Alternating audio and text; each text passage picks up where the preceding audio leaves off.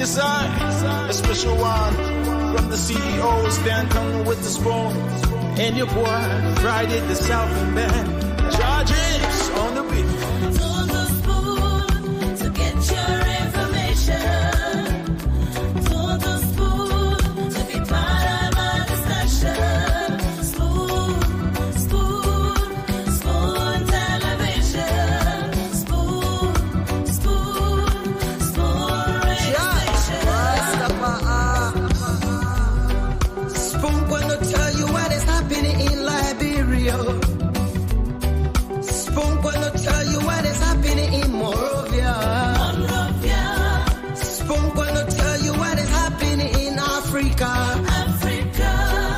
Just to spoon you will know. If the children crying for starvation, just to spoon. You want to get a news update, my brother, to spoon. You want to know what is happening in Moravia, to spoon. Politicians want to make their decision, just to spoon. You want to know what's happening in the ministry, to spoon. To spoon. To spoon. You from Vonjema, Maryland, to spoon. To spoon. If you eat kepa, gradually, my brother, to spoon. You got a spoon TV, you got a spoon radio, to spoon. To spoon. You want to get a news update, to spoon. What? Yeah. Rastafari. Kilibamba, kilibamba, kilibamba. Kilibamba, kilibamba, kilibamba. What I want? Yes, when you bati leo. Spoon TV. Spoon. Yes, when you bati leo. Spoon. Besetu. Spoon TV. Spoon. Ba. Spoon. Skidibidi dabado. Spoon TV. Spoon entertainment. Kuwa.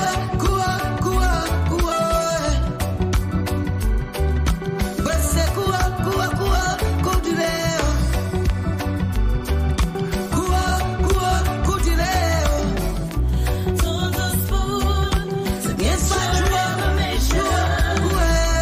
On the spoon to be part of our discussion. Spoon television. Spoon radio station. Spoon television. People who want to criticize the rescue government. It's good to know and to see something that is wrong. When it's wrong and you say it is wrong, you see, government is not a boo-boo man. Those who took the stage have said the reason why they did not go to the southeast. You know, sometimes when we speak here, people see us as people who want to criticize the rescue government. It's good to know and to see something that is wrong. When it's wrong and you say it is wrong, you see, government is not a boo-boo man. The government should never be a boo-boo man. The government should be should have their ears open, and should have the sense, number 6 sense, which is your insight. So that when you have people around you who you are on the same boat, when they say the boat is about to sink, then you call the captain's attention. In this country, we don't plant rice during dry season. All of us who live in this country, we know the season already. We know the season to take colors and go brush on the road that dry season. You don't go brush on the road during rainy season, because when you do that, Within the next 2-3 days, that road will grow again. But we were so anxious in this rescue government. The president said in one row. The president said in one row. It is not the president's role, it's the role for the people. That's the people's role. And the president knows that you don't build roads during dry season, during rainy season. So we rushed. We spent $8 million. And the $8 million in less than 2 weeks went into the dump site. Now we have to worry about paying that money back. President government should not make promises to its own people, especially when this government is 177 years old. If you can't deliver, do not promise. We know that we are poor. What we have is what we should live with, and the person who will help us when they come, then let them help. We woke up the next morning, rescue government said, oh, we declare war on drugs. You know the people that drug people, you want to declare war on drugs? You got a weapon? You're in the rescue. You ever fought war before? You just go down in the morning, go declare war on drugs. You declare war on cocaine, on kush, on marijuana, on PCP. You are able to fight them? No.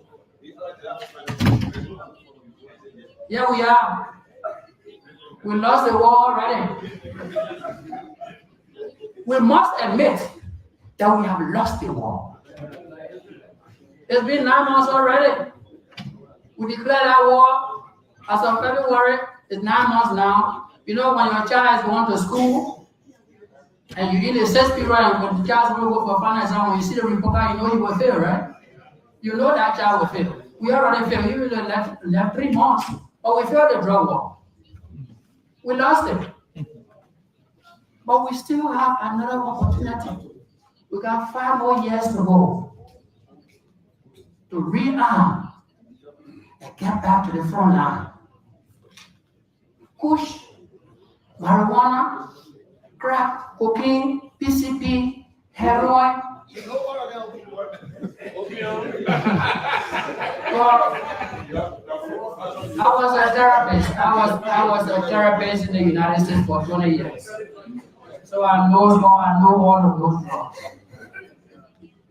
And then sometimes they are wrecking your own house. You cannot look at your child that you love so much. It's uncool and you kick him or her out. It's not possible. So before we can declare war, let us be prepared. Our first frontline officer will go on that drug. The 3 people will go there. It didn't take 3 months. Drug defeated them. They all left. They defeated.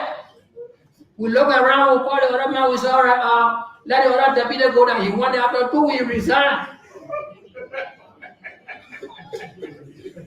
We have a problem. We have a serious problem. I hope that this budget that is coming, that we will put our energy together. If we actually declare it, let's declare it in reality, but not by boasting. No budget should be signed in this house the next time, and we say $738 million budget approved. Then we start clapping. The budget is a piece of paper. It's not money for you to clap about. We sign it, and what happened? Where's the dividend? $738 million. Nothing. Absolutely nothing. No volunteer nurse was hired. No volunteer teacher was hired. No school. Nothing. Nothing happened. We called for the budget to be recasted. We recast the budget, brought it back to the same $738 million. Just yesterday, people got paid. People who used to get paid 3 weeks ago before the market. We know that we are poor. What we have is what we should live with, and the person who will help us when they come, then let them help. We woke up the next morning, rescue government said, oh, we declare war on drugs. You know the people that drug people, you want to declare war on drugs? You got a weapon? You're in the rescue. You ever fought war before? You just go down in the morning, go declare war on drugs. You declare war on cocaine, on kush, on marijuana, on PCP. You're able to fight them? Here we are. We lost the war already. We must admit that we have lost the war. It's been 9 months already. We declared that war as of February. It's 9 months now. You know, when your child is going to school and you in the 6th period and when the child will go for final exam, when you see the report, you know he will fail, right? You know that child will fail. We already failed. We will left 3 months, but we failed the drug war. We lost it. But we still have another opportunity. We got 5 more years to go to rearm and get back to the front line. Kush, marijuana, crack, cocaine, PCP, heroin. Well, I was a therapist. I was a therapist in the United States for 20 years. So I know all of those drugs. And then sometimes they are right in your own house. You cannot look at your child that you love so much. It's uncle and you kick him or her out. It's not possible. So before we can declare war, let us be prepared. Our first frontline officer will go on that drug. The 3 people will go there. It didn't take 3 months. Drug defeated them. They all left. They defeated. We look around. We call the other man. We say, all right, let the other deputy go there. He went there after 2 weeks. He resigned. We have a problem. We have a serious problem. I hope that this budget that is coming, that we will put our energy together. If we actually declare it, let's declare it in reality, but not by boasting. No budget should be signed in this house the next time, and we say $738 million budget approved. Then we start clapping. The budget is a piece of paper. It's not money for you to clap about. We sign it, and what happened? Where is the dividend? $738 million. Nothing. Absolutely nothing. No volunteer nurse was hired. No volunteer teacher was hired. No school. Nothing. Nothing happened. We called for the budget to be recast. We recast the budget, brought it back to the same $738 million. Just yesterday, people got paid. People who used to get paid 3 weeks ago before the month. We are not criticizing you to defend your character. We are identifying the problems that continue to haunt this country for the past 177 years. Do not promise what you cannot deliver. Thank you very much.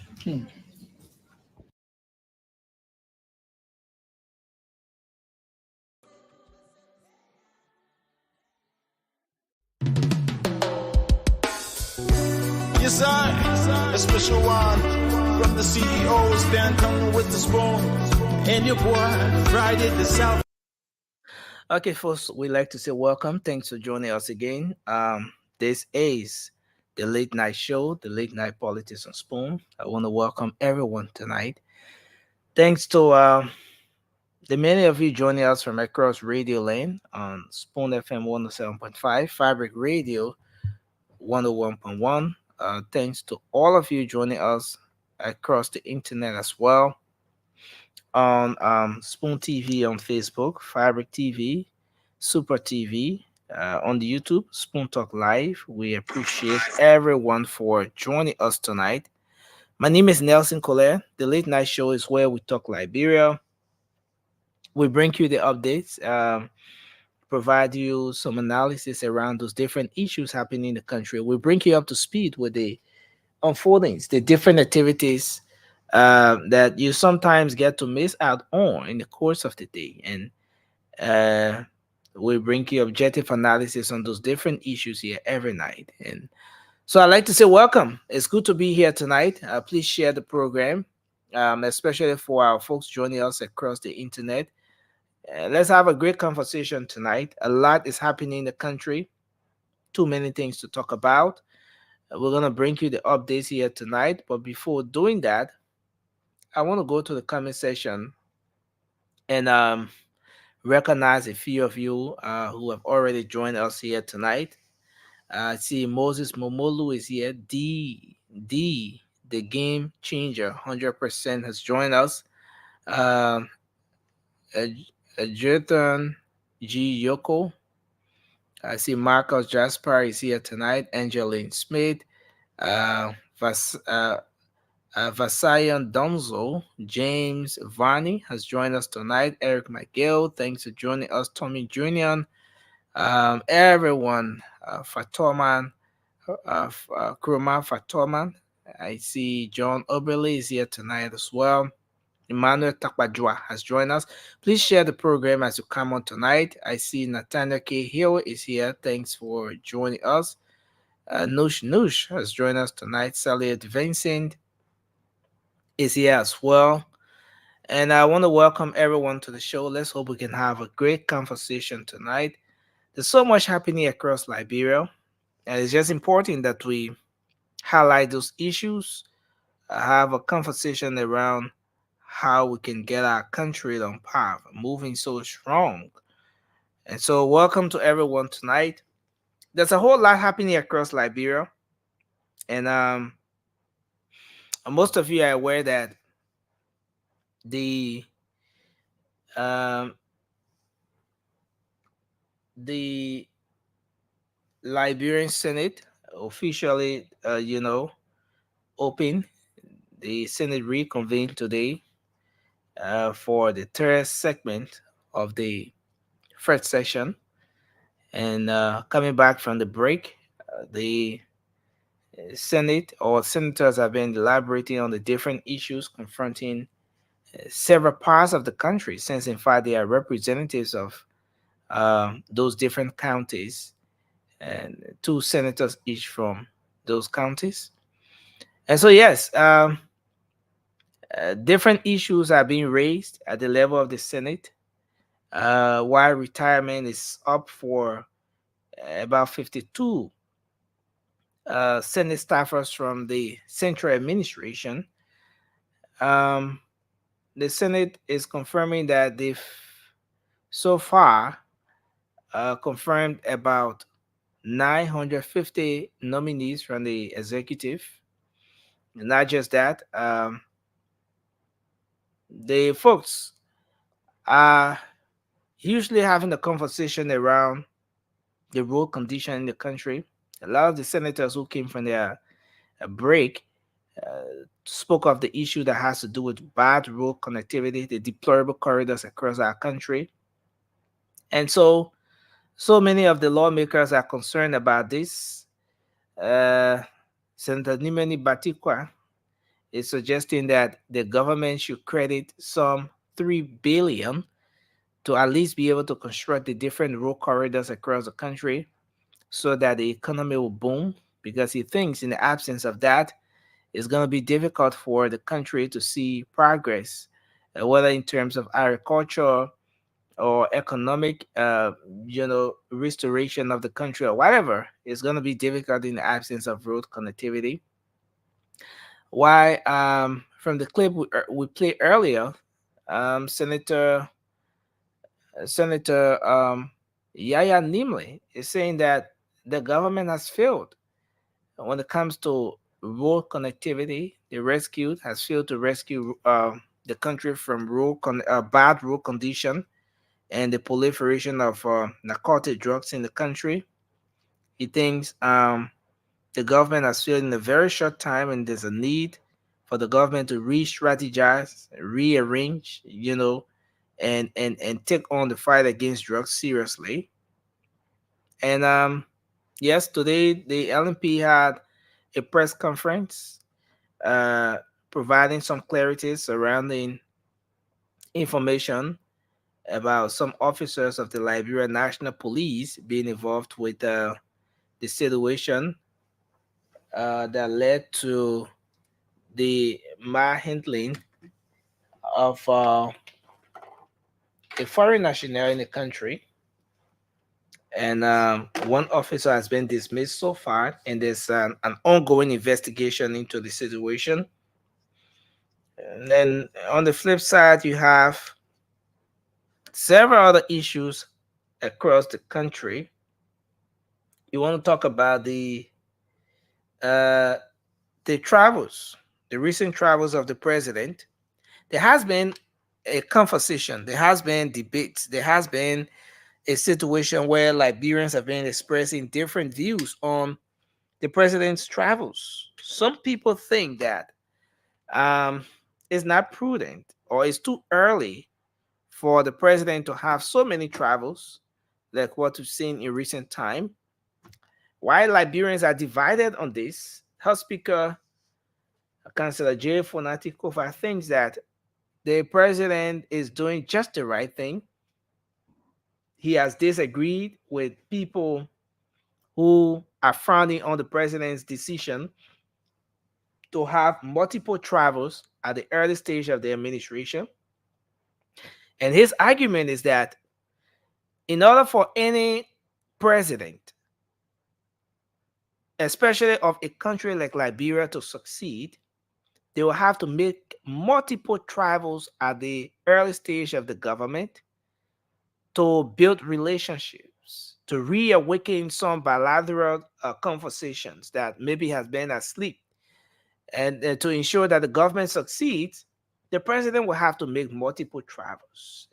And some of those travels will not necessarily bring about the instant millions or billions of dollars that a lot of people will look up to. But he thinks that those travels are just in the right direction because it's going to put the government or the president in a position where he can reap the benefit in the not too distant future. And then on the flip side, the Chief Justice, Siane Yo, is frowning on the issue of magistrates who have overstayed. And she has presented a listing of expired tenure magistrates to the president, to the office of the president for renewal.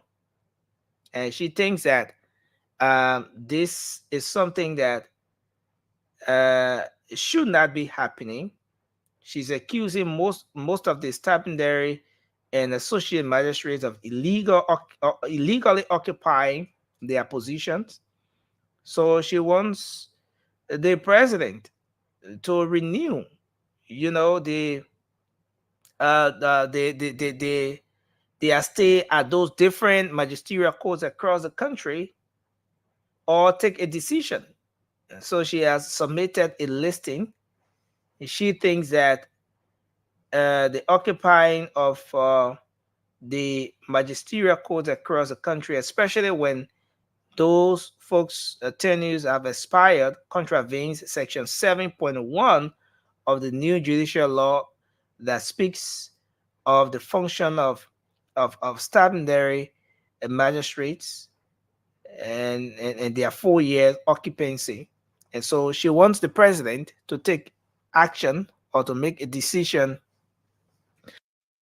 when it comes to renewing um, the occupancy of those different magistrates across the country. Well, Senator Abraham Darius Dillon is saying that he's going to he's going to restart the conversation around lawmakers dropping their salaries. He thinks that the lawmakers in the country can live on 5,000, like he did and promised that he will not take anything more than 5,000. He thinks that every senator or legislator should drop their salaries, whether you make 8,000 or not. Now, when he took over, when he got elected and inducted there at the level of the Senate, lawmakers' salaries were around 15,000. And then once taxes are deducted, it will drop to some 12,000 thereabout. Well, and he took on the debate about the need for lawmakers to reduce the salaries. He said he would take home 5,000, nothing more than that, and give the rest to the county. Well, there has been debate on whether or not that particular promise on the part of the lawmaker is something that he's been living up to. Recently, he was quizzed on that, and he said that there has been series of projects across the county, and some of the monies that he saved from his 5% of from the salary cut are what he's directing towards those different activities in the county. So yes, so he's saying that he's going to reawaken this core. How is it going to go? And so that's what Liberians are looking up to see how that goes and how the lawmaker intends to take on this particular debate.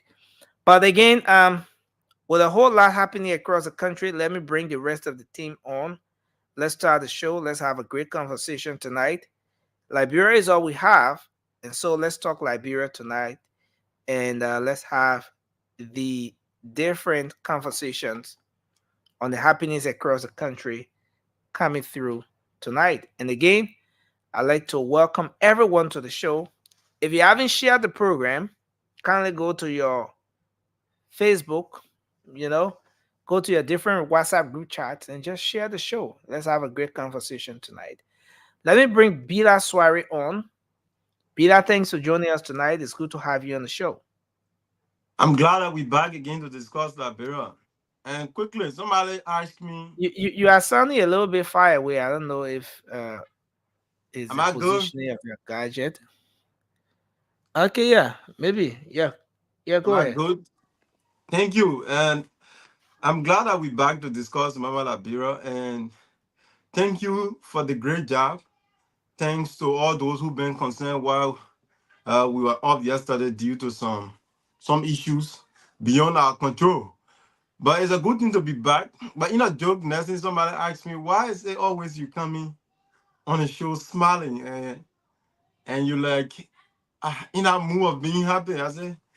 I said to myself, I said, but there is no reason for not being happy because if you find yourself in a position where you got good health, it's more it's a more reason to get happy because it was shocking to know that if you have visited a hospital and see some people in certain condition, you're gonna be happy if even you don't have anything in your pocket. So I'm always glad to be here to in a happy mood because I feel like I'm part of those who have the good health and basically to be out there to do some of the necessary things. I think that's the reason always we smiling. And it's good, no matter which situation you find yourself in.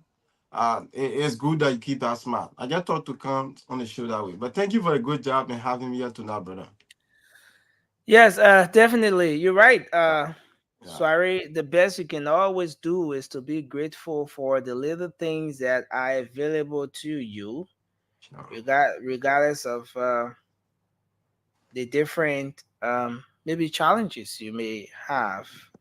There will always be wants and there will always be needs. There will always be things that we aspire to Yeah. achieve and stuff like that. But the most important thing and what gives you that push to maybe even overcome a bad day is how much you can be grateful for the little things that you see around you, and then Yeah. that gratitude then elevates something in you. Yeah.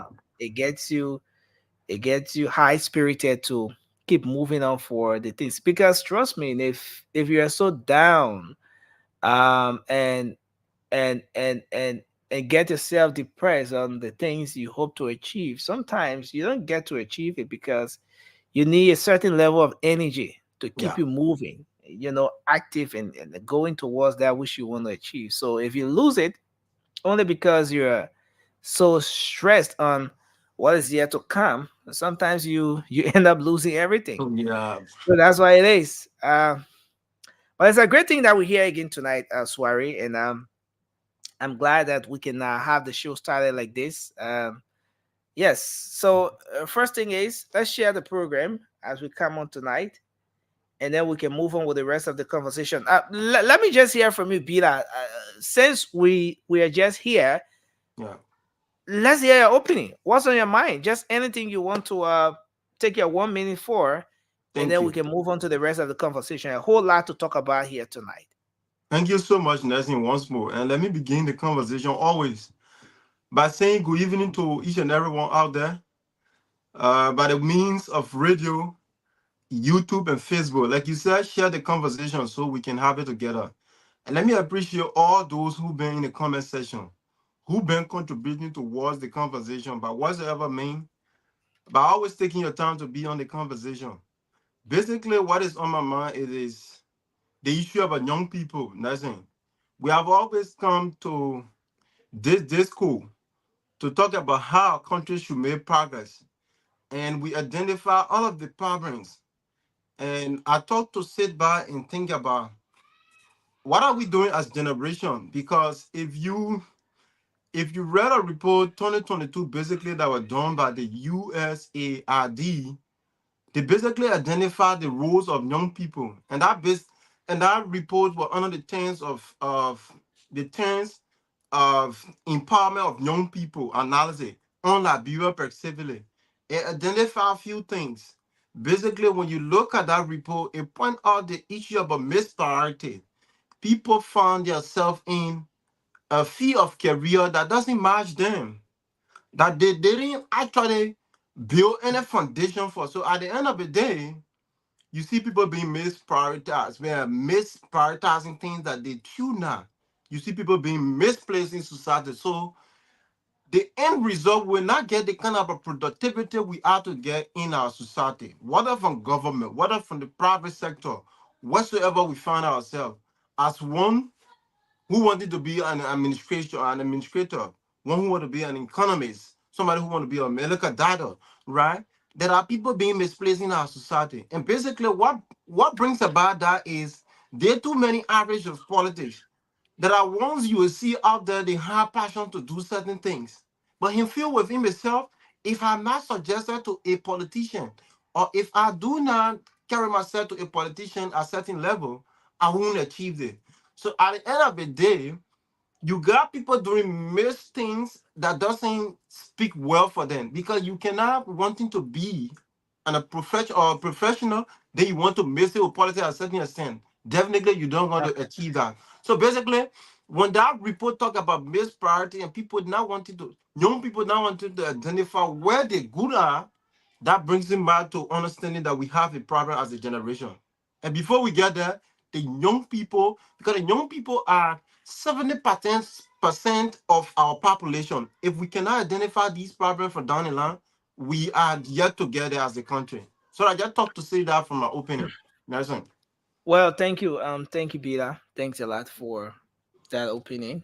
And there's a lot happening across the country, and we we didn't come on last evening due to some issues. But going back to the weekend and all of that, the issue with the Methodist Church has been in the news as well. Um, Church service is disrupted on Sunday due to these controversies over allegation about the church being divided over same-sex marriage and stuff like that. There's been different press conferences reacting to that report. But I want us to start the conversation here, folks. And Bida, it's good to see you again.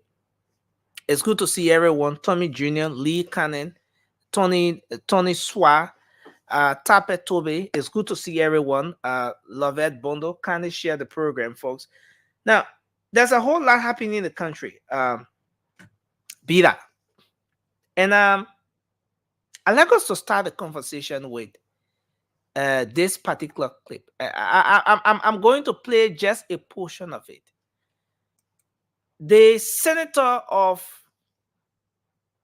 Grand Gila County, Senator Yaya Nimley, This lawmaker from the very start of the administration, from the early stage of this administration, when the conversation about war and economic crimes code was introduced, he said, President Buakai, you are making a mistake. War and economic crimes code was not on your agenda. Take it from there. Take it from there. It will distract your agenda. It will make you to not achieve the things you intended to do for the Liberian people. Those were his words. Those were his words from the very start of the administration. Fast forward, we've gone 8 months, pretty close to 9 months into this administration. As a matter of fact, we're just a few months, let's say a few days away from the actual day that will make it 9 months since the president was inaugurated on the 22nd of January of this year. So, Senator Nimle comes from his break, his legislative break, after the special sitting they went and then came back. And all the senators are saying what the issues are in their respective counties. And then for him, he said, I didn't go to my county. I didn't go to my county because the roads are deplorable. And like, not just him, but so many of the senators from the southeastern corridors were talking about how deplorable the roads are. But the lawmaker went on to say that it's sad, it's frustrating, it's regrettable that in about 9 months, the rescue has failed to rescue the country from bad road and the drug situation. And he had a very bold face, and he was very serious about this issue, outlining the different reasons why he thinks so. Now, but sorry, is it coincidental that why Senator Yahya Dimle is saying this? Senator Zoe Emmanuel Pell, few months back, on this very medium, with all the cameras on, he went on to lavish praises on this administration for a very good road corridor across the southeastern. Look, he said, I can drive from Grangeda County to my hometown in Zweju, in Grangeda County, for just 6 hours. From Zweju, I would be in Monrovia for 6 hours. Now, a few months after, as a matter of fact, after making that comment, the lawmaker has been on the trip, or the president is in the U.S. and, on other trips. But few months after, another senator from the same county is coming back to throw some punches at the government when it comes to road connectivity, that the county is not accessible, is inaccessible due to the failure of the administration. Where exactly do we sit? Why are the two senators from the same county divided? Is he saying the truth? Does he have a point here when he says that the rescue has failed to rescue the country from bad road? No, we're going to go to the drug situation. We'll get to the drug aspect of it. But when he says the rescue has failed to rescue the country from bad road and drugs, does he have a point here? Now, I want to play a portion of this clip just before we move on with the conversation. Let me play just a portion of this clip, and let's listen exactly to what the senator had to say.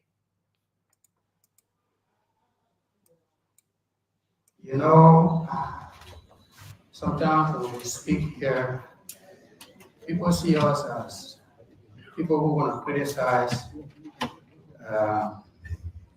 the rescue government. It's good to know and to see something that is wrong.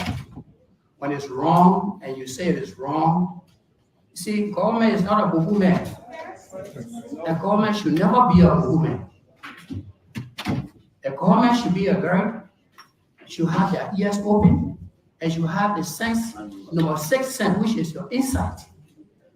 So that when you have people around you who and you are on the same boat, when they say the boat is about to sink, then you call the captain's attention. In this country, we don't plant rice during dry season. All of us who live in this country, we know the season already. We know the season to take colors and go brush on the road at dry season. You don't go brush on the road during rainy season, because when you do that, within the next 2-3 days, that road will grow again. But we were so anxious in this rescue government. The president said in one role. The president said in one role. It is not the president's role, it's the role for the people. That's the people's role. And the president knows that you don't build roads during dry season, during rainy season. So we rushed.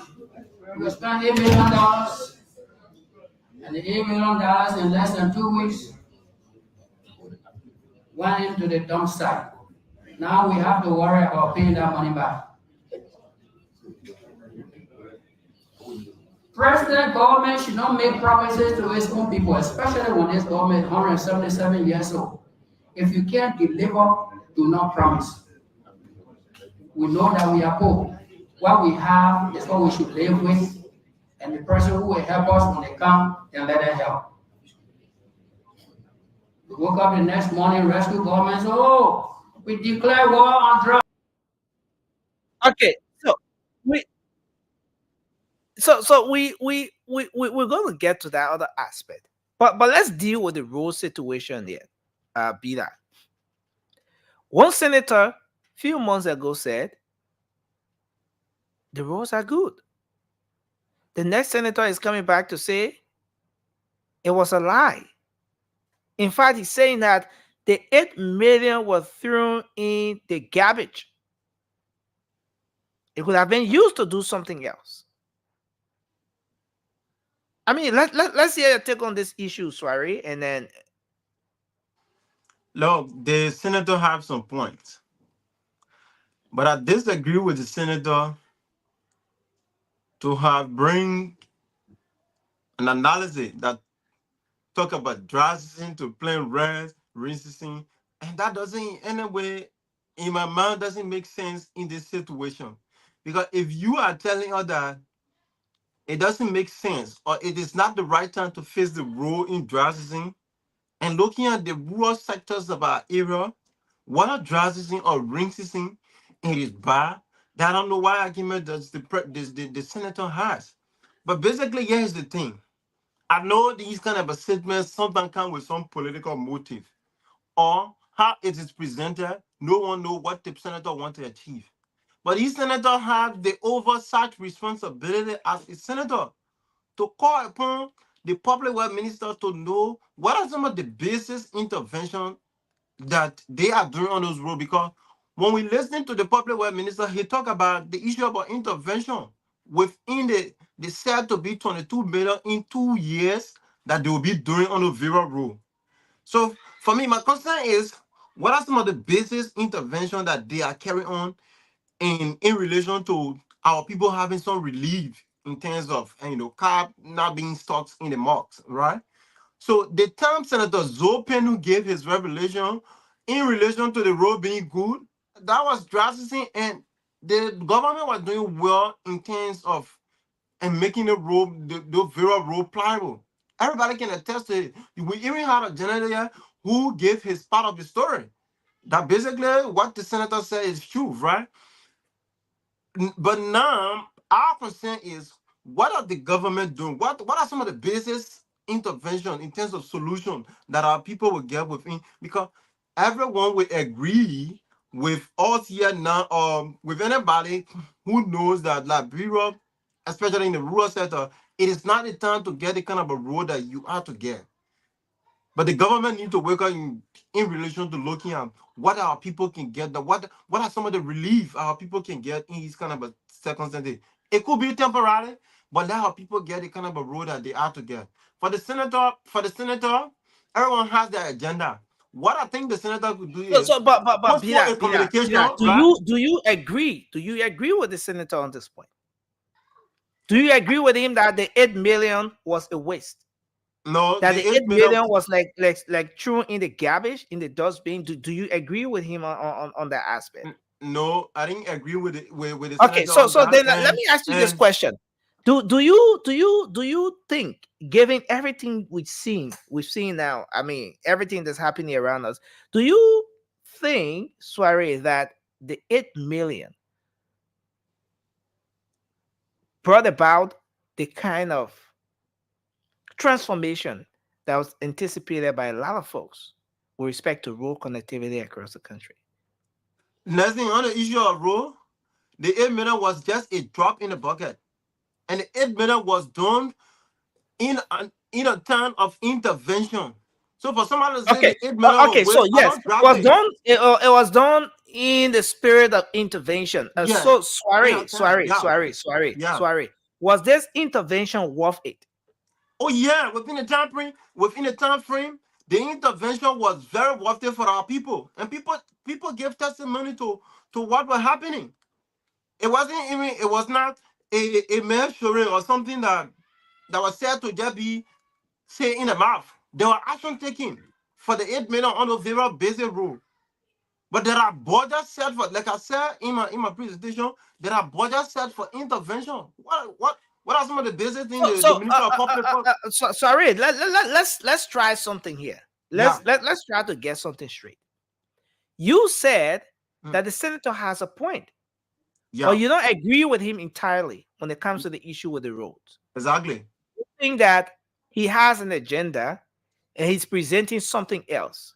Yeah, But in all fairness, I mean, maybe putting the senator's comment aside, yeah. do you agree, or do you is it fair to say that the 8 million, pretty close to 9 million, that was spent as an intervention or to recondition or to make the different corridors pliable, was it worth it? It is. Like I said, the 8 million intervention was done within a time frame. And basically, when you the name 8 million is it sounds very big, nothing. But we're talking about road.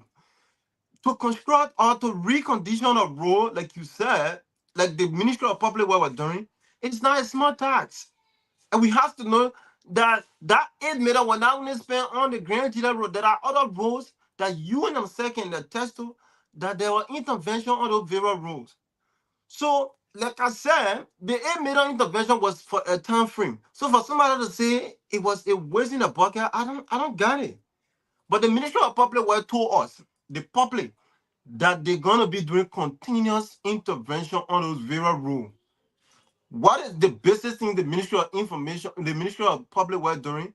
That should be our argument. That should be some of the hard questions that we're asking in relation to what they told us. Because we should be seeing machine on those roads in terms of intervention for our people, for cars to be, cars to not be stuck in the very much.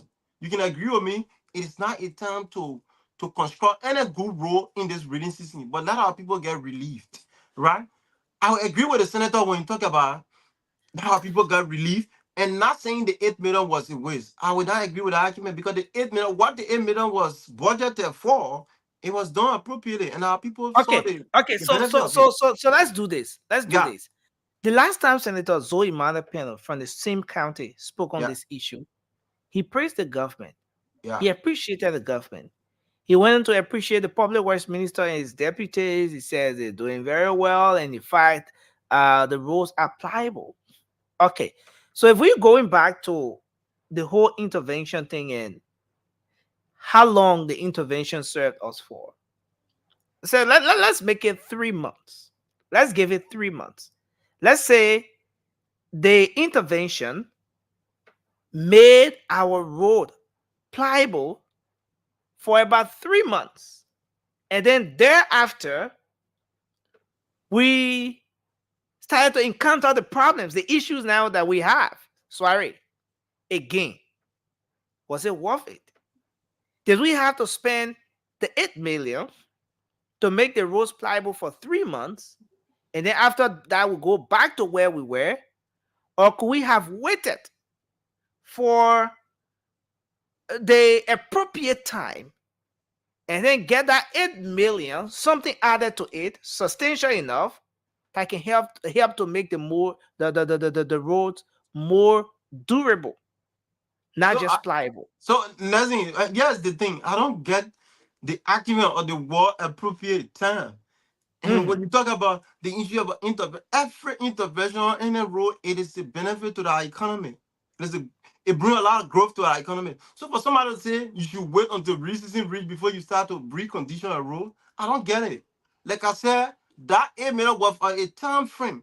And the Ministry of Public Works, you listen to him, he said that 8 million was to achieve the promises that the president made to the Liberian people that car will not get stopped within 100 days.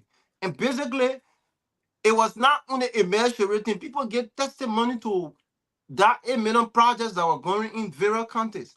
So, what should be our argument, like I said, or what we should always be asking the hard question about? What are some of the business things the Ministry of Public Works doing in relation to what they told us? Because we should be seeing machine all the various road because the But, 22 but, million but argument that other people. again, sorry. Why do Yeah. you think the two senators from the same county are divided on this whole road situation? Well, basically, everyone has their agenda. Those are the individual you are calling. Those are politicians.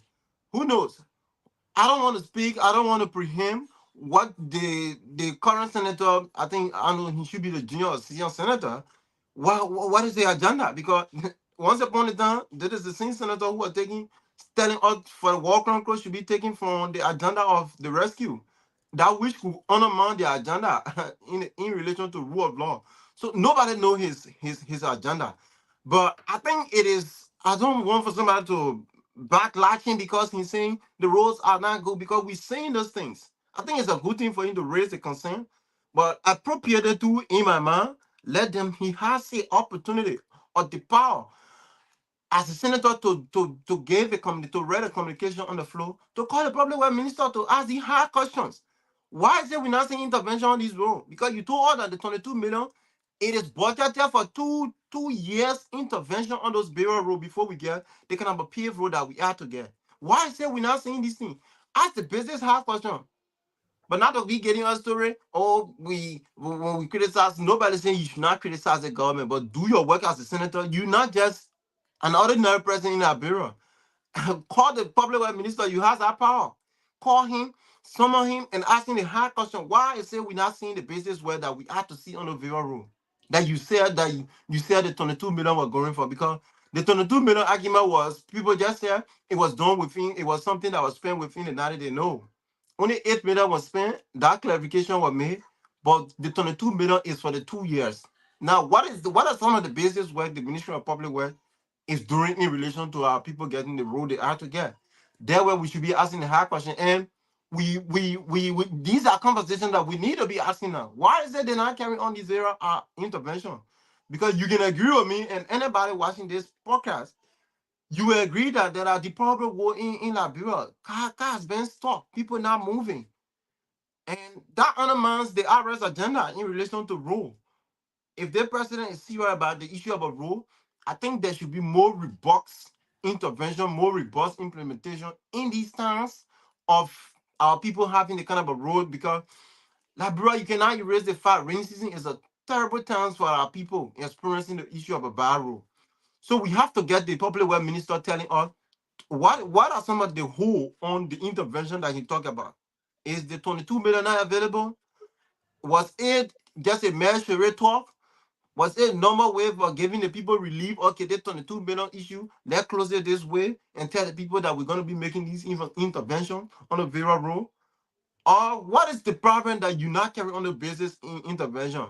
Because don't forget that we're talking about government, where if government runs the process, and sometimes you want to say you got the 22 million is there, but maybe he hasn't got it. So we want to know, if you're not speaking to the people on this issue, then you undermine the productivity in government, because giving the people the right information lesson, it is the means of relieving the man to know what is going on.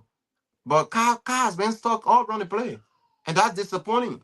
As a supporter of the government, I'm disappointed to see car being stuck, because this president continuously told us 2023, and we continue to preach the message during the second term about the issue of rule. So if rule was the primary thing of the government, and it is still part of the agenda, the public works minister needs to speak to us and let us know why the public works minister and his lieutenant are taking some of the business steps that they have to take on the various road. So I think it's concerning. The senator has some concern, but I think obviously, those guys gonna come out to wanting to put a piece of politics in everything to do. But they have the power, they have the means to call these people by their oversight means. So I think they need to do the right things for our people to get the You know, police, because it is about our people. uh, that's a great one, Peter. I was trying to get something up, but I want us to go to the aspect where he spoke of the drug situation. Let me just bring a portion of this in. I'm trying to get something up. As soon as I have that, it's going to set the pace. But let's listen. People that drug people, you want to declare war on. You woke up the next morning, rescue government, oh, we declare war on drugs. You know the people that drug people, you want to declare war on drugs? You got a weapon? You're in the rescue. You ever fought war before? You just wake up in the morning, go declare war on drugs. You declare war on cocaine, on kush, on marijuana, on PCP. You're able to fight them? Here we are. We lost the war already. We must admit that we have lost the war. It's been 9 months already. We declared that war as of February. It's 9 months now. You know, when your child is going to school and you in the 6th period and when the child will go for final exam, when you see the report, you know he will fail, right? You know that child will fail. We already failed. He will left 3 months. But we failed the drug war. We lost it. But we still have another opportunity. We got 5 more years to go to rearm and get back to the front line. Kush, marijuana, crack, cocaine, PCP, heroin.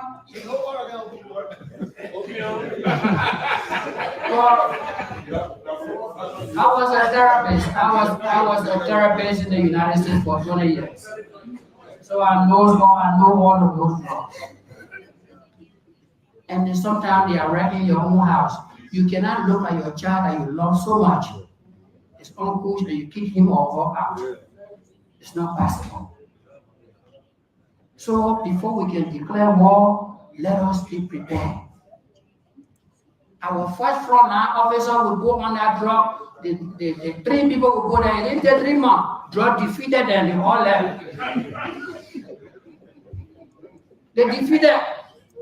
We look around. We call the other man. We say, all right, let the other deputy go there. He went after 2 weeks. He resigned. We have a problem. And this is exactly where we are. This is where we are, Swari. The senator is saying that the government have lost the war against drugs. Not only is he blaming the government for everything that's happening with respect to the road situation in the country, deplorable roads, he couldn't go to his county because of the bad road condition, he couldn't engage with his people in Grangeville County. But Senator Nimle is saying that, Swari, the government has lost the war against drugs. The government doesn't know how to fight drugs. The government doesn't have the weapon to fight drugs. That's why the 3 frontliners, according to him, they fought. They got defeated. That's why the officer in charge resigned. And he thinks that the promises that were made with respect to the fight against drugs, the government has failed on it. But, sorry, is it fair to say that the government has failed at this particular stage? We're 9 months into the administration. Can we rate this government with respect to the fight against drugs in 9 months is the start. I mean, just considering the way the government has taken on this fight against drugs from the very early stage of the administration, the efforts, the strides that have been made, are they sufficient enough? Is there anything visible to help us predict as to how successful this fight will be? Are there signs that the fight is going to be successful in the first place? Well, nothing. Here's the issue, and I agree with the senator when he talk about the issue about drugs. It is a primary concern, or should be a primary concern to every woman in Liberia, and it is, it has become a failure from this government. That brings me back to some of the basic action in relation to what the president has been doing. Look, Nelson, it is just easier for somebody, for anybody to make statement or take certain primary actions in relation to wanting to achieve certain thing. But the continuity of that process speaks volume to your seriousness in achieving that particular project or whatsoever thing that you have invested your time into. Mhm. Now, basically, we saw this president taking drug steps, declaring war on drugs, and setting committing the likes of the Ministry of the Ministry of Public Health Ministry. You talk about the Ministry of Justice, all those basic security sectors arms were part of those committing. And at the end of the day, we saw a budget that was very, very disheartening in relation to what the LDA has. That was my quite disappointed when I came on the show. From there, we saw uh, the issue about people who we actually expected to know better start to fight among themselves. At the end of the day, they were dismissed. That shows that there was some level of declining on the issue of fighting drugs in our country. But Bila, yes, I can understand, and I know Yeah. where you're going. All of those things happened Mhm. at the early stage of the administration, Okay. but we're 9 months into it. The administration is 9 months old. Let's forget about the 2, 3 days remaining to make it 9 months exact. But the administration is 9 months old.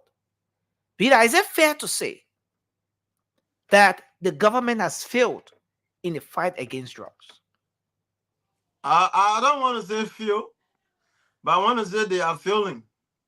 Nothing. Here's the thing: if you had a child or a group of children in Mhm. your neighbor or in your home, and Yeah. basically you cannot take care of them from certain stage, brother. If that child reaches 8 months or maybe the 9 month we're talking about, there are certain things you will not able to do to that child, or there are certain things you will not tell them. They listen to you or they go by it because from the initial stage, your action towards that child, I mean, was you are so linear. The issue about drugs should be something that we should be drastic on. The issue about drugs, this president said he declared war on drugs, and he went to the United Nations Assembly and talked about he needs some help. They will declare war on drugs.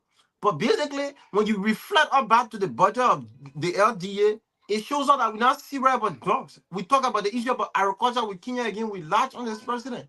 You cannot say agriculture is something that you did. You as a minister of agriculture, blah blah blah, and the borders of agriculture do not reflect any seriousness. Where are we going as a country? And we come to again, the president continuously appointing acting. Just recently, another acting resigned. We are told you talk about one investigation that was said to be somebody, one was said to be a drugs boss, somebody who's supporting a judge, the director, and somebody being very unprofessional, being not respecting his boss. We one report we cannot get, the Liberian report cannot get it.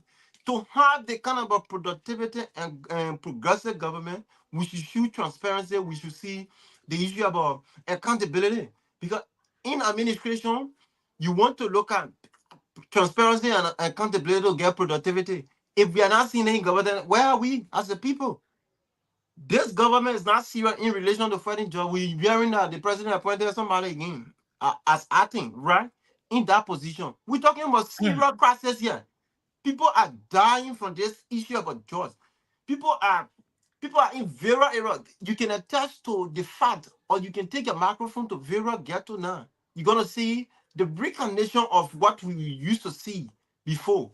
When those look, you can say whatsoever you want to say about those three guys that were dismissed or suspended, that said that stay under suspension, but they did what they could do because they've brought some reflection of fear to the people that yes, they rally to fight the issue about drugs. Though I'm in disagreement with their behavior and how they proceed in relation to handling certain matter. I mean, but you can agree to me that you can agree with me that they were doing some progress. When they were suspended, the big bosses came from their boss, from the hole because they were in hole, and you can see that ghetto has been built back. You can take your microphone to the people and see that you can do your own survey. I mean, to see that those various ghetto has come back to themselves. And the issue about judge should be a continuous fight, not wherein you do it for 1 week. Like the usual way we can say, like, bro, oh, things will only go for 1 week, man. And basically, at the end of the day, it will not be achieved because the continuity of that project or those implementation hasn't been something we've been taking serious. Just issue is not something you can do for 1 or 2 weeks. You're going to labor. So this president need to understand that when you say the issue about just is a war that you have declared a war on it, like the senator make a joke. Instead, the rescuer are talking about the issue about declaring war. Have they fought war? Why would you declare war on something that you don't have the weapon? The very weapon you're talking, you can't fight drug without money, brother. Look at the kind of drugs that that has been arrested. If you talk about 1 million, you talking about this thousand, then you allotted if you think to the LDA, the people even talk about the issue about only operation or you talk about paying personnel, it go to 1.5 million. How much that 500,000 you use for operation? Then you arresting 1 million or 2 million So, drugs. be that, We need to be where serious in that exactly, country. where exactly do you stand on this? My stand Do you, is, mhm. yeah, you want to do come in. you, do you side with the senator that the fight has been defeated, that the government has been defeated?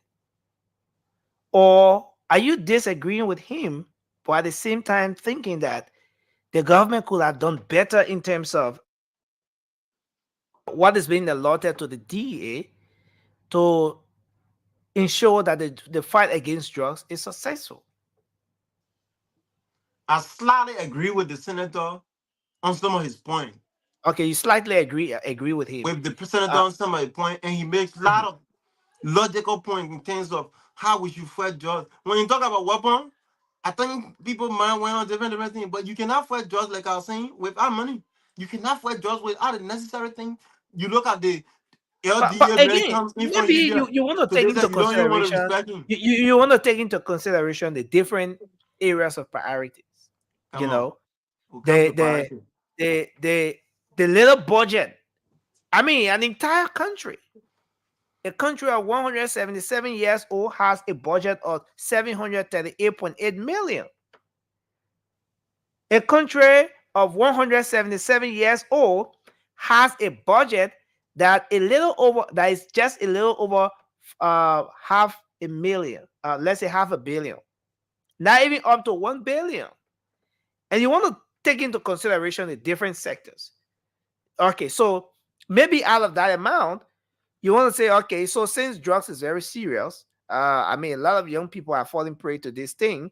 We should have dedicated, maybe allotted something like 50% of the budget. But then you're thinking about health, you're thinking about security, you're thinking about agriculture, you're thinking about road construction, road connectivity, you're thinking about the different sectors. So at what point do we get to strike a balance here? I mean, given the different areas of priorities that the government will have to deal with, is it fair to say that It's just a difficult thing to allot a very huge sum of money to the fight against drugs and the fight against drugs alone. Nursing reasonability is something that we should always, consider in every conversation. We know Mhm. there are priority in sectors of government, and nobody will erase the fact that there are other sectors too paramount to our country growth, right? Yeah. So Mhm. basically, you want to identify these things in relation to how you make progress with your conversation. But here's the thing: for somebody to tell you serious, you must be serious. If a country like Liberia needs the support of the international community, and you get 2 million, and you got 4 million just coming in a country, then you have to ask yourself, where are you standing as a country? Look, we should have something reasonable in the budgets of the LDA to get the LDA moving. You cannot give LDA 3 million, then you get 1.5 million or 2 million going for personnel costs and pay, salary, and all those stuff. Then what will they use to operate? The guys don't even have the issue about uniform. Look, before somebody take you serious as a journalist, it is the way you appear. Or let's talk about the security because we're talking about something that in relation to security. Before somebody take you to be serious, even when you come at arrest, some people when you come at arrest, then they look at you and say, but look at the other officer. The LDA, their uniforms, they're not even in relation to being a security man, security personnel. So that brings us back to the real conversation. What are we doing to support these guys to fight jobs? There are a lot of things we need to do in relation to fighting jobs. Listen, we got a lot of work to do. Well, thanks a lot, Bila. And Emmy, welcome to the show. It's good to have you on tonight. Thank you, Nelson. Uh, Yeah, my beautiful sister, I and, mean, and, what's and, up? and I know you just dropped Hi. in. I don't know if you've been following this conversation. If not, then we could transition. Um, the Granger County Senator, maybe I should just play a portion of this clip. He's saying that the government, rescued government, has failed to rescue the country when it comes to bad road connectivity in the fight against drugs. He's saying that the government has been defeated at the very early stage. And it's sad. He thinks the only way the government can make a comeback is for the government to go back and re strategize. But as of yet, given all the promises, the president did a drug test. Yes, there was a robust action taken from the very start. Oh, there was conversation about. I remember Senator DeLon. There was a conversation about the need for drug tests to be a prerequisite to taking government offices. But this is what the senator is saying, and I want us to listen to him again. Don't in the rescue. You ever felt one before? Then let it help. You woke up the next morning, rescue government said, oh, we declare war on drugs. You know the people that drug people, you want to declare war on drugs? You got a weapon? You're in the rescue. You ever fought one before? You just wake up in the morning, go declare war on drugs. You declare war on cocaine, on kush, on marijuana, on PCP. You're able to fight them? I mean, come on. He thinks the government has failed. He thinks the government hasn't done well. He thinks all the different plans, the calculation, it wasn't done well. And he's asking the question: You're able? The warriors say you want to take against drugs. You're able, eh? I mean, let's hear you. Let's hear your take on this issue, Emmy.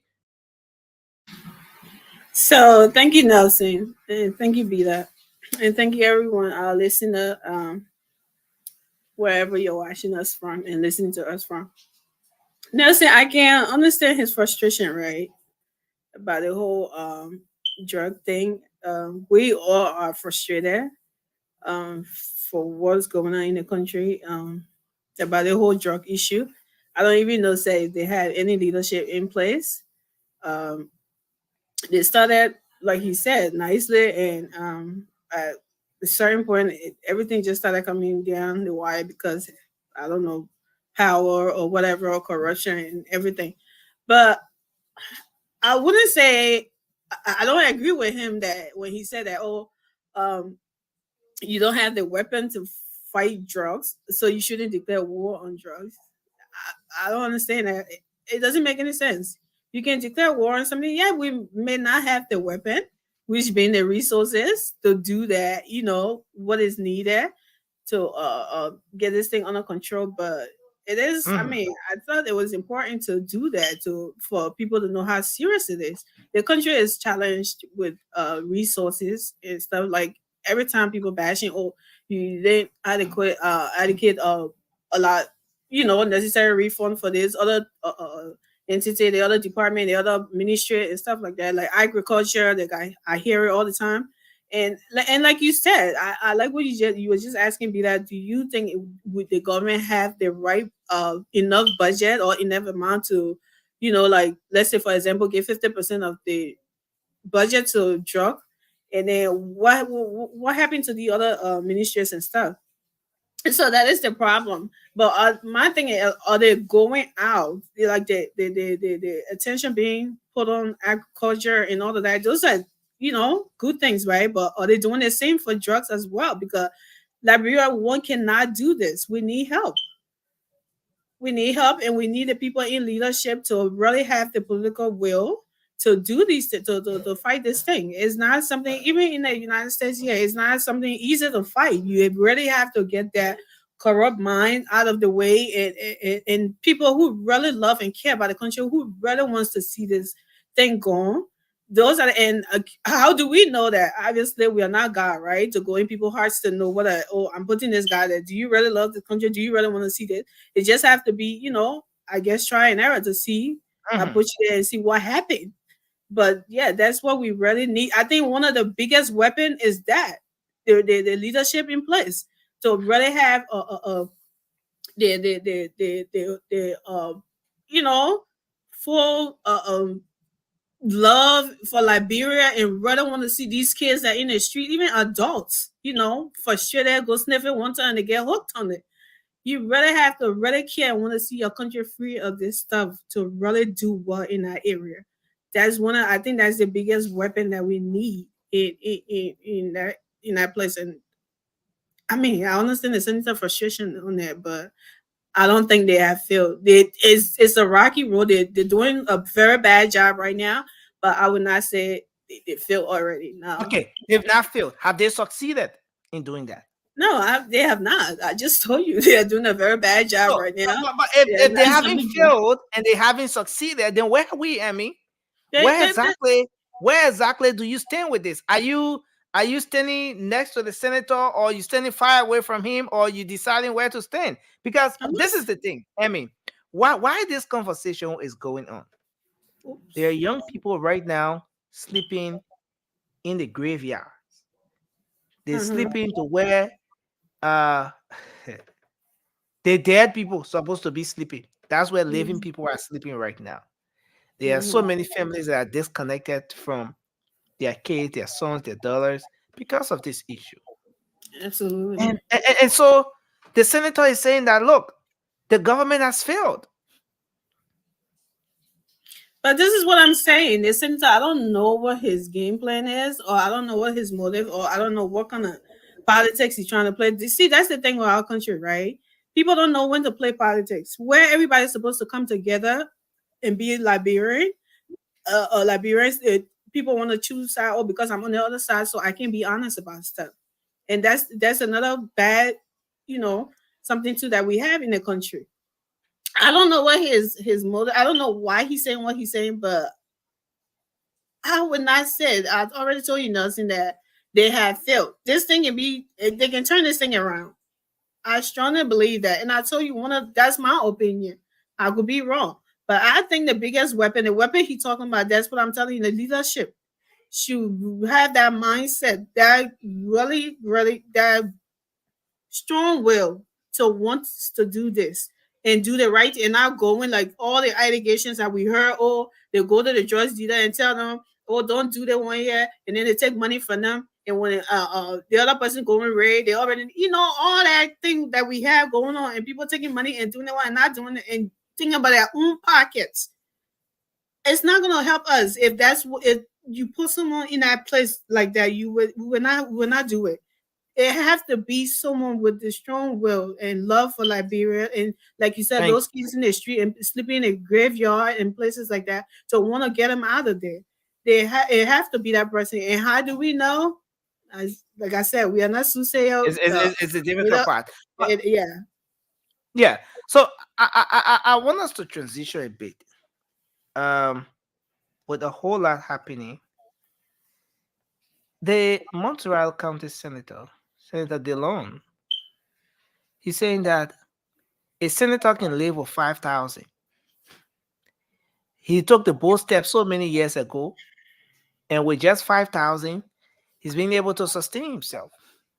He said he's reintroducing the conversation. This time around, he wants it to be a bill for the senators to pass it, a Mhm. threshold on how much each senator should make. 5,000, nothing more than 5,000. The rest of of the money, where is it going to go? Nobody knows. But for him, he decided to do a rehab thing, though he was quizzed on it recently, and he said he's doing some projects in Montserrat County and stuff like that. But with everything that's happening at the legislatures at the legislature right now, do you guys see the possibility of this debate holding for the senators who are making uh, a little over 8,000-9,000 with their benefits and everything, to cut it down to 5,000 and say maybe for the sake of Liberian people, because the country is struggling, the economy is tough, we as senators are going to make just 5,000. Do you see this as something that is anywhere near possibility? I mean, let's start with you, Bila. Did the pilot project or the pilot phase of this entire thing with Senator Dillon himself, did it bring about the kind of result that Liberians are saying? Did it have any trickle down effect? Did it impact the life of the ordinary people in Montserrat County? Is there any hope that this debate is going to survive at the level of the legislature? Nothing. Thanks to the senator again for reintroducing that topic or that conversation. But I'm seeing it impossible because all of the, I think 30 senator, if you take your microphone to all of you guys who at the level of the Senate, they will even tell you they want to increase in their budget or in their salary. Because the theory of politics or how they understood politics is to suggest our people to begin in, and at the end of the day, they want for their salary to be increased. So, on the average, I'm not saying it possible. Yeah, the senator could take the conversation that we've been seeing from him on various media during various interview, right? But the possibility is not, I'm not seeing it. It's very slim to see that those guys will agree to vote in Mhm. majority, that their pay be cut to 5,000. Come on. Most of the senators or most of our lawmakers come to that position with the mindset of, yes, I'm coming to enrich myself and it is only for me. And you can see that from basic happening. You can see that from their oversight. You can see that from their representation. You can see that from lawmaking. So I don't hold on to the belief that that debate going to hold water. Because for a debate to hold water, like he said, he's gonna make it a bill. I know he's gonna bring it on the floor, and the pro tem will bring it to for it to be voted upon. You But know, I'm not seeing it. again, Bila, you're saying that you don't see the possibility of this thing happening. Yeah. But does the country Liberia needs it? Oh, most We need it. definitely, we need it. And basically, when we talk about the LDA and other sector having the necessary needs or some of the basic budget that they have to get, that look, that salary is going to be cutting. We cut their salary, we cut all their benefit, we add it to those various sectors that we think that is paramount to society growth, right? I think the executive been doing some well in relation to harmonization from different angle. They have to sacrifice well Because I don't see the need where a senator in that struggling economy should take 15,000 or even above with all their benefit. What are you guys doing with this money? And our people are dying from the issue of job. Our people are dying from the issue of barrel. Different sector in our country has not been producing because you Okay. just got one man who will You know, go. What are some of the jobs that is doing in that Senate that they should take 15 or how many thousand that they are taking? so let's do this, Bida. Let's do this, for example. Senator DeLong cut his salary. He took a he took a decision. He took the bold step and said, "Look, anything above 5,000, I don't want it." Bida, just looking across, do you see any impact that bold step has made across Montreal County? Is there anything that maybe somebody can point to at this time to say, as a result of the decision Senator Dillon took, this is what we now have. These are the changes. These are the reforms. These are the different projects we see across the county. Is there sincerity in this call, Peter? Is there sincerity in this call? Do you see passion, love for country in this call, or do you see the politics through the different veins and spinal cords of this particular debate? So look, you can say anything you want to say about Senator Dillon, but No, Dillon I'm has asking you a brought question. I'm not making a statement. I'm asking you a you. question, Peter. But I'm saying my own too now, brother. Give me that too, man. You can say anything you want to say about Dillon, and I've had my series of disagreement with Dillon in relation to even when the government came to power and how they've been proceeding. But that's anything you can take from Dillon when it comes to being honest with conversation. Yeah, the brother tried to mentor, and he said, "I think I'm cool with 5,000. I'm gonna be giving the remaining one to the county." And there was a committee set up. The continuation of that program is one thing that we can have. That is another conversation for another day. But you can agree with me that the brother guy a disadvantaged youth area in rehab that he's taking care of people. And they have been there are series of graduation that they have had for those guys. People even get testimony. So one could debate and argue that the remaining money that is said to be given to the county through the county caucus is going right there. That is the impact. And he said 5,000 is No, enough no, for no, no. me. Peter, I want you to get something straight. Yeah, And maybe I should find that clip. yeah, When the senator was quizzed recently yeah.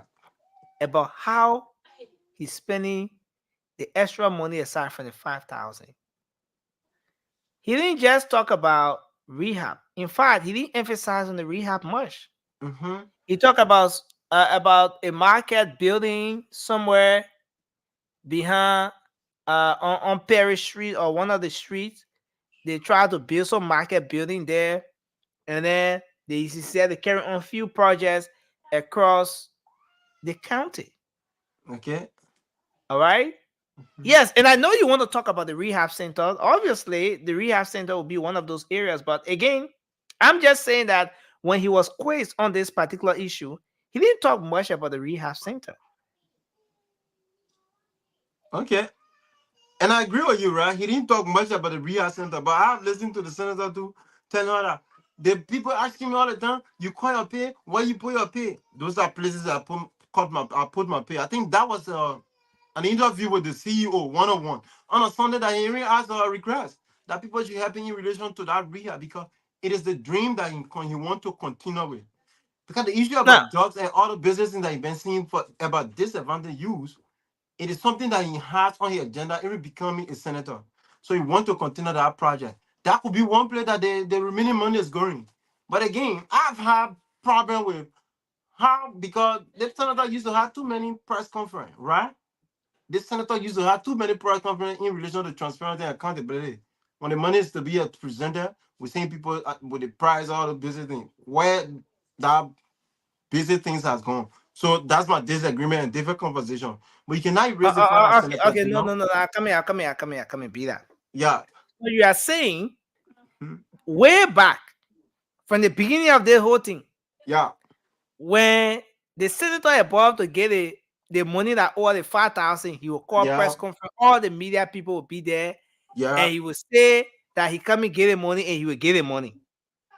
He But did he that had a several press times. conference here 1 or 2 times, and you can't hear the press conference, and you can't see anything about it again. So like, where your own concern is. Where my concern is, but But what do you think the, is going on? No, be the that. mental, Let's settle that aspect. What do don't you carry think the is going on? conversation different Why around. why do you think that there were so many press conferences back then when the senator is turning the remaining money over the 5,000, whether 3,000 or 4,000? Why do you think he was having so many press conferences back then whenever he's giving the money? But now he's not having any press conferences over a year plus, 2 years plus. No press And conference again, about giving the remaining money or the 5,000. and again, that brings me back to the issue about transparency and accountability, right? If we are to make progress in our country, if you want to be Mhm. transparent, just be transparent and accountable to your people, which is fair enough in governance or whatsoever place you find yourself. But here's the thing, right, Nelson, I think your question in relation to whether it can happen or it is possible, we have had one person who tried and said 5,000 is okay for me. It is not about carrying what you have to carry home, but what your people will get in return. The issue always will come. We talk about these guys, something. I think these are conversations that people who realistic with our country, right, need to be having and put it in action. Like he talk about a bill, I think he been saying it out of a setting, but let it come in bill Thank you. so we can see that the reality about Thank you. it. Not just conversation. Yeah. Thank you. Um, let's hear your take on this issue. You know, Senator Dillon conversation about reintroducing the salary cut, Mm-hmm. 5,000. All his friends should make 5,000 because he been making 5,000. He been living by it. So the senator should try to make 5,000. Is this debate going to survive? What do you see? What do you foresee here? Um, do we have a history of public officials cutting salaries benefiting the ordinary people? Now, let's go back a bit. Former President George Weah cut his salary 25%. Current President Barker cut his salary 40%. Way back, Senator, they don't cut his salary. I don't know how many percent there. Maybe that 30% or 40% because you see anything that order, and we don't know what they order 5,000. 5%. This is where it becomes critical. Who knows what's over the 5,000? Peter, do you know? 3-5. You don't I mean, know. 3, but then in the Doesn't CDC, know. in the CDC, I don't even know. I don't What know do you the mean? What's over the 5,000? No, listen. The point is, Mm-hmm. when Senator Dillon subtract 5,000, what you say when I he will say take. salary, he say everything. You Benefit, say his everything. salary, he never said his benefits. So that thingy. So English is You very guys are trying to important put here. a spin to this thing. I No, know no, no, no, no, no, 5,000, no, no. You're not giving. 5,000 of his any that why he would take. He Yeah. said He said anything his above salary. 5,000. No, Three, those were the 500, exact 500, words I'm of the sorry, senator. 5,000. Yeah. Those were the exact words of the senator. He said Mm-hmm. he can live within 5,000. Yeah. So Absolutely. anything above 5,000, he now wanted he will give it to the Liberian people. The country should benefit. There's no reason why a poor country like Liberia people should be struggling. People struggling. And you're making more than 5,000 you want. You can make it in 5,000. The 5,000 discussion at the Senate. In fact, what stopped the 5,000 discussion? Maybe we should start a conversation for that. Okay, What so caused yeah. the 5,000 advocacy to be paused? So I think if Let's I say can this. recall, maybe I don't know, you can correct me if I'm wrong. What I heard the senator said that he put it I think he put that bill or something on the floor and it got stuck in plenary, that's what they can call it. Because nobody wanted to pay Committee attention room. to it, committee room. room, whatever. And so that's how it got stuck in there. So nobody wanted to listen to it, nothing. But he still went ahead and he was doing what he could do by himself as an individual. Okay. There's so much you can do. You cannot do. Emmy. Let's take a 5,000 conversation like this, right? If the 5,000 conversation the senator brought stuck in committee room, so how you going to go take it from the committee room? How are you taking it from there now? No. How is he taking it from there now that he wasn't able to take it from there? So many years back when the 5,000 conversation got stuck there. Okay, so now we have different, as we'll say in America, yeah, head nigga in charge. Okay, we have different leadership in the Senate.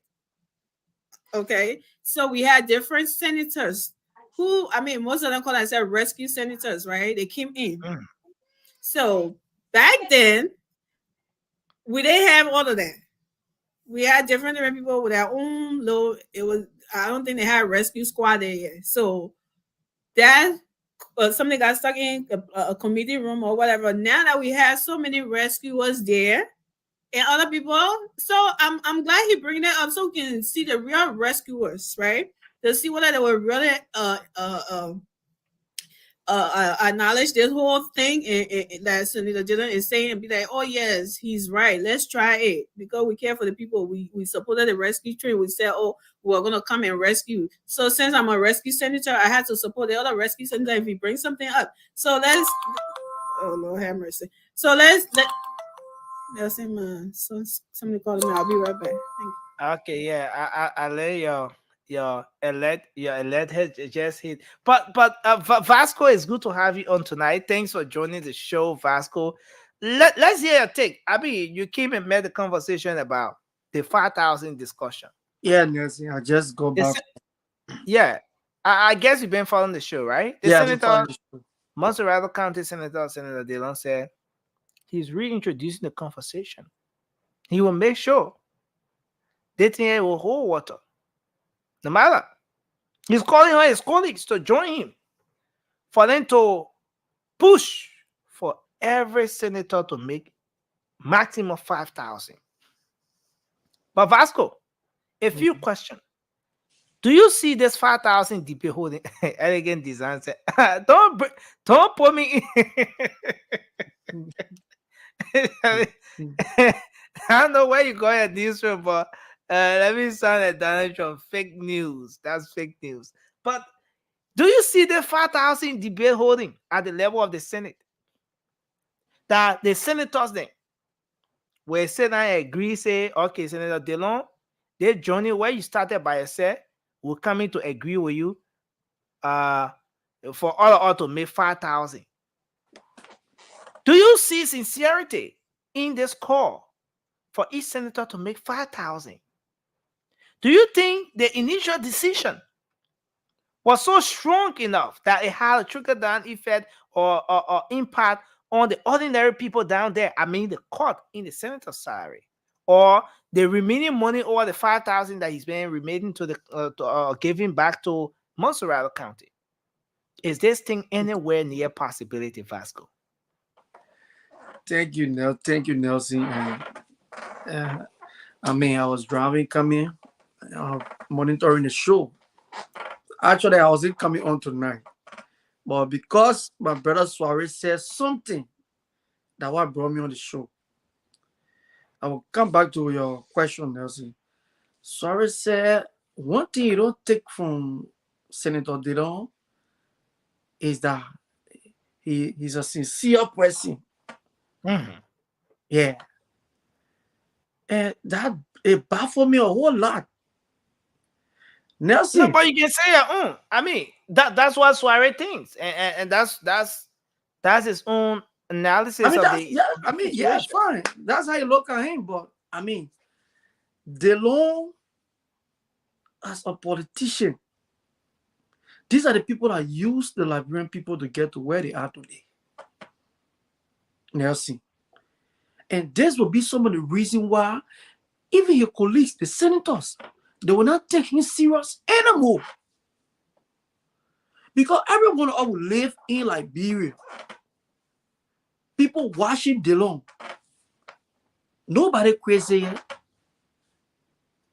If they don't can bring anyone a pay slip or whatsoever to tell anybody that giving money to Monserrato. That was Dillon's statement. Dillon said, even if they can pay him 20,000, he will take only 5,000. The remaining one will give to Monserrato. He never told us that the remaining money was going to how you call it, the rehab center. The rehab center.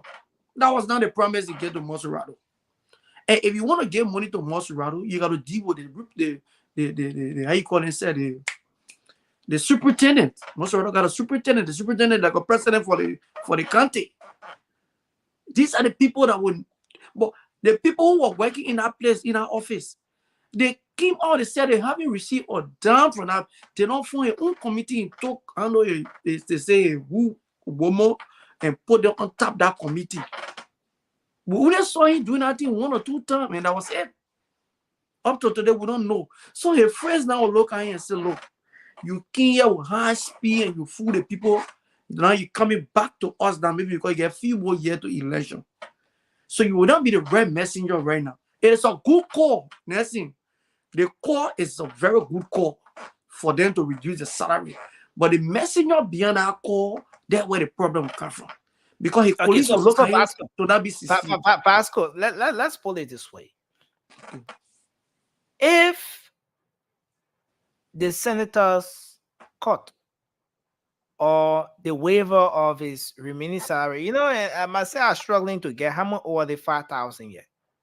But if that cut, that initiative resulted to empowering the rehab center that is catering to underprivileged, disadvantaged, or however you want to call them, youth. Why do you think her colleagues would not want to embrace this thing? So imagine if Senator DeLong alone can cut his salary and then be able to cater to a rehab center with the help of a few people. Come to think about 30 senators cutting their salaries and maybe directing it to different sectors, or they all just direct that money towards the fight against drugs.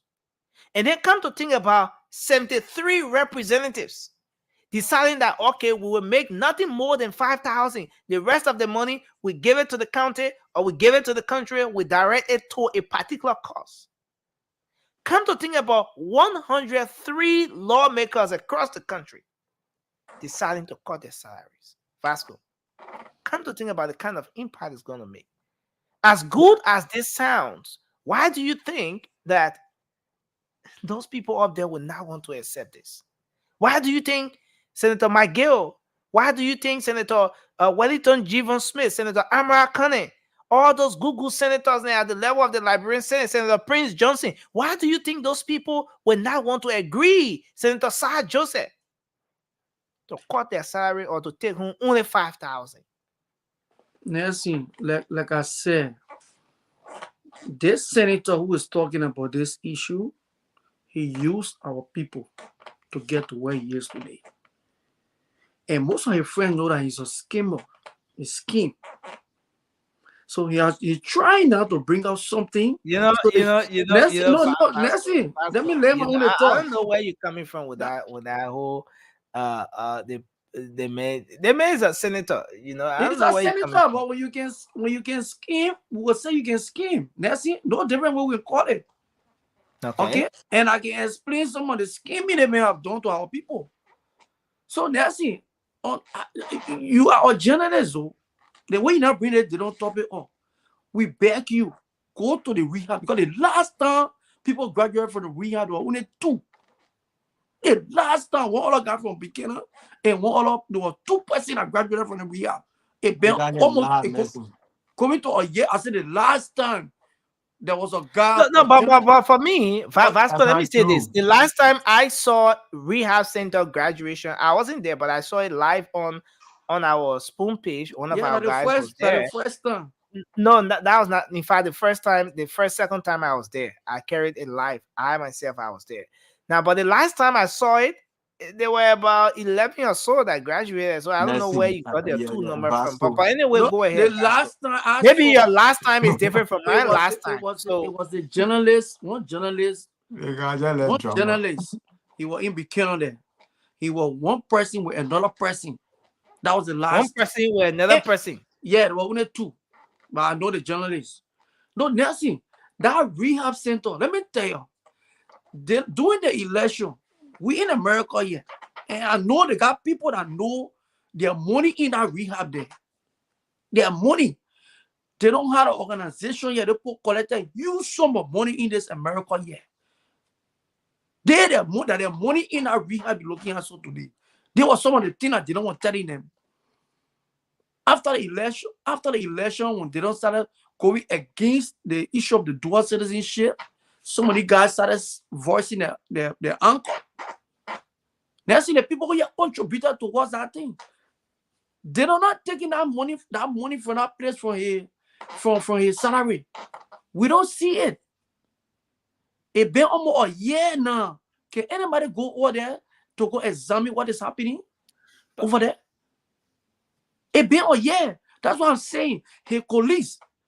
Okay, let me tell the Senegal thank you because they cut their salary, right? Because when they don't win, they were making 15,000. Now they have cut their salary. So they don't coming back now and telling them say 5,000. It's a good thing, but they will not take it from him. Because they will feel he want to score a political point on them. But Vasco, Suarez raised a very important point just before you came on. Suarez said he agrees. It's a good initiative. It's a fine thing the senator is doing.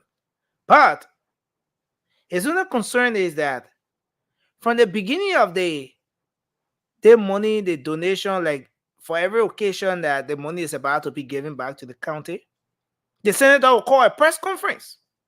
All the cameras will be on. After 2-3 times or so, in the little over 3 to 4 years the senator have been there, the senator stopped having the press conferences when the money is being given. Vasco, why do you think this is happening? Does this in any way promote this call? Nelson, it's just simple, Nelson. That's why I say this man is a schemer. He put our people under the impression. No, listen, man. Vasco, man. Vasco. I wouldn't even like you to refer to the senator. Okay. The senator lied to the people. Say me move the schemer from there. Nelson, we got a clip. I guess you have it a clip. They may make it clear. He said every time he went up to get the money, he will call press conference. The camera will be here. He will put the one. He said he will put the most around people also, and one that will be there for him will take it. They don't did it 2 times. I must commend him for the 2 times that he did it. Although he didn't give it to Maserado, he gave it to a committee that he formed. And they did one project in La Pasi, right? I think La Pasi or Matari, some of government toilet area. That was the only project that I know of. Since then, it's hardly now beyond the rehab. So you thought they say hard in rehab. But I want journalists, even though not even allow people to enter the face again to go ask questions. Because if you dig beyond that rehab, they got people that supporting that rehab. I know they made too good. It's a good call, but his police will not take it from him. Thank you. You know, and we're about to do our closing on this because we are gradually running out of time. We're gonna do our closing on this one. I want to play the clip. There are lots of other issues that we may not have the luxury of time to go into tonight. Hopefully we can come on that. We can have those issues discussed when we come back. But I want us to play this clip, and then right after here we can all do our closing. Right after this clip, we can do our closing. And this is the clip here. It's very important for this conversation tonight. But the senator is intentional about this. He says in a struggling economy like Liberia, there's a need for the senators, the lawmakers, to cut down on how much they make. And Vasco, again, I like to throw this out like this. If Senator Dillon alone could cut the salary, and then you have a rehab standing, catering to the disadvantaged youth, come to think about 30 senators doing same, giving their remaining salaries. Come to think about 103 lawmakers across the legislature doing this. I want us to watch this clip here. I call you today yet to fulfill one of our campaign commitment to our people. During the campaign, we had committed that we will be the first, probably if not the only, government official in the legislature to tell the Liberian people exactly how much we make, or at least how much is being paid me or will be paid me. I took over August 15. I'm entitled to August pay by law. Since I became senator, I have not been paid, and it is not a deliberate intent to deprive me as Darius Dillon. It is a general issue in the country that nobody has been paid for August and September. So I have not received a dime from government since I became senator. Not a dime, not gasoline incentive, nothing. I'm placing it on the record, and I will leave it to those who want to believe it. Anybody who wants to disprove it, there are many channels that you can use. We committed that we will inform the Liberian people what we make as senator, and we will receive only $5,000 from that money. We remain committed to that, and that we will return the rest of the money to the people of Montserrat County through a dedicated account that will be operated by Montserrat County. The 17 districts will meet so that they determine who will be the signatories, and one of the signatories will be our chief of staff for the purpose of monitoring and accountability. Not until yesterday, when the chairman on Ways, Means, and Finance of the Senate, who is responsible to present a new lawmaker the package, not until yesterday that I got a handwritten version from Senator Morris Setoma. Go ahead, okay. My one winning that.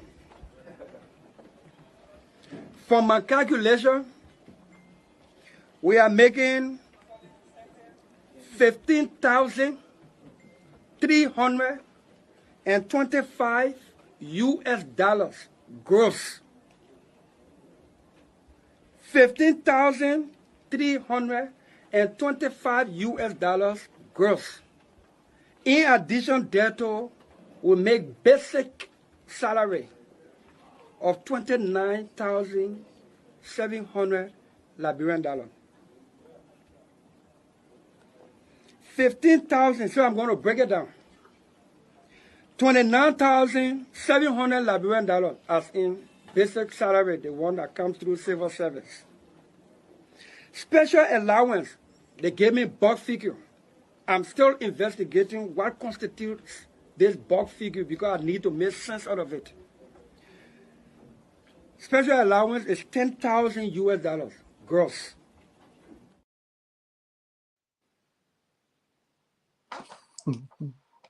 We enjoying it in there, see? Guys, I want to hold it there because we're out of time. Hopefully we will return with this conversation and we'll have more time. We'll return with this conversation. I wanted to get to that place where he said, if it is exact 5,000, Montserrat gets nothing. No, but I mean, there's a serious factor. And I don't know why you're laughing, but he said, if it is exact 5,000, Montserrat County gets nothing. Mm-hmm. But it is 5,100, Montserrat County gets 100. 100, yeah. If it is 6,000, Montserrat gets 1,000. Yes, and you could see that the senator has been very intentional about this thing. The rehab is functioning. Young people are being catered to at the rehab. And he's saying that he wants this to go across the legislature. He wants to start with the senators, and he's going to take on this debate. He's going to reintroduce the debate, the conversation at the level of the Senate. I want us to do our closing here on this one. Let's start with you, Vasco. Then we will do. We'll go to Bila, and then if Emmy comes on, Emmy is going to. Yeah. So Nelson, you heard the senator. You heard the senator again. Clearly, he said he was going to. There were going to be a meeting. The 17 leaders, 17 district leaders, with somebody from a chief of office staff. They will be what? One Senate of the signatories. One of Thank the signatories for monitoring purposes. for the That's what account. he said.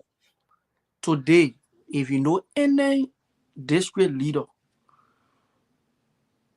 that will come, no district leader will come out here and tell you say they know about the money that coming from the senator's salary. No, but Nancy, Vasco, you that is, Nancy, say we that gotta be because you we don't gotta be know. careful. You don't Nobody know. cut, they don't the No, senator never cut his Vasco, salary. just because you don't know doesn't mean that it doesn't exist. Vasco. Nancy, the senator never cut his salary. That is not what we call somebody cut their salary. You want to cut their salary, they got a procedure in which you will do it through. You cannot say you're making 15,000, your whole check come to you. Then you take out 1 cent or 2 cents, you give it to the other person to go do the one. Then you telling us that you cut salary, Nancy. Come on, logic. You're making 15,000 at the studio, and you decided to use your own money, 2 or 3,000 to pay a pump for people or hand pump. You cut your salary. Your money came to you. You decide what you want to do with it. That is not what we call cut salary. When you want cut salary, do it through the system. That means Ministry of Finance, when your check coming from Ministry of Finance, when they say that 5,000, that the 5,000 you will receive, that should be playing on the Liberian people. That is not what you call cutting salary. Thank you, Vasco. Let me hold you there and bring Soiree in because we have to go. Soiree, let's hear you. Brother Swallow agree with me.